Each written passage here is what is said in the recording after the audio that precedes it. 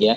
Jadi itu ya, poin pentingnya adalah bagaimana pencernaan selalu terjaga, ya. Lalu apa yang kita harus konsumsi, ya? Lihat Al-Qur'an, ya. Sering saya sampaikan, apa yang ada di surga itu yang terbaik, terus ya. Maka ada di surga ada madu, ya, di surga ada kurma, di surga ada jahe, di surga ada susu, tapi bukan susu olahan, bukan susu kemasan-kemasan, ya. Di surga ada khamar, ya. Khamar itu yang tidak memabukkan, khamar syaribin kata Allah, ya. Maka itu beberapa saja gitu kan. Maka itu yang kita pakai, ya, itu yang kita gunakan selama di dunia, ya. Ibarat kata kaidah mudahnya lah begitu, ya. Kaidah mudahnya begitu, ya. Jadi seluruh produk lebah, ya, seluruh produk lebah itu Bapak Ibu konsumsi aja, madu, propolis, ya, di Poland, ya, termasuk saya baru dapat kabar juga dari salah satu sahabat saya juga, ya, dia seorang importer habatus sauda. Kata beliau itu Jerman itu malah justru sangat tinggi konsumsi habatus saudanya, kata beliau begitu.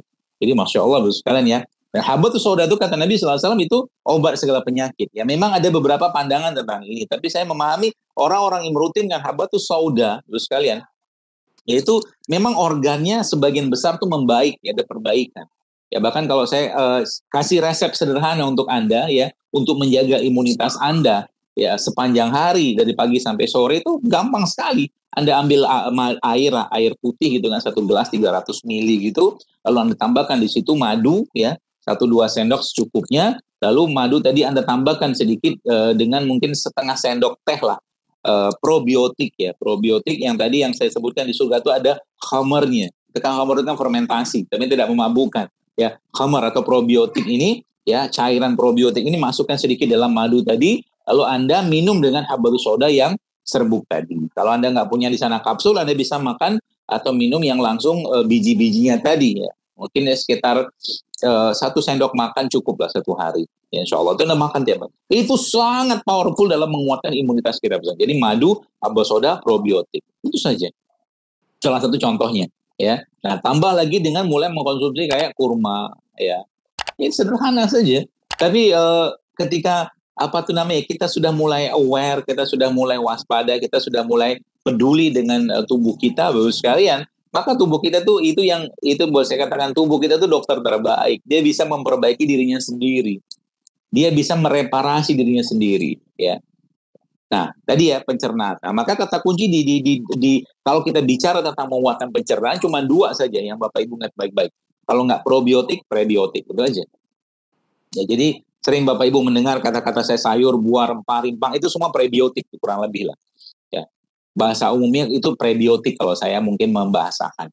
Dan probiotiknya itu apa ya? Probiotik itu sesuatu yang bersifat fermentasi, ya. Ya, kayak Indonesia kan tape, tempe, ya. Atau mungkin di Jepang ada miso, di Korea ada kimchi, di Jerman ada apa saya nggak tahu yang fermentasi gitu ya. Nah, itu fermentasi. Semua yang fermentasi itu menguatkan imunitas. Ya. Itu salah satu rahasianya. Ya, saya baru ngerti, mungkin ini salah satu kenapa orang di surga itu ya, pasti tentu Allah sudah sehatkan semua ya. Tapi di surga Allah memberikan minuman terbaik kepada mereka yaitu khamar. Khamar itu kan minuman fermentasi sebenarnya.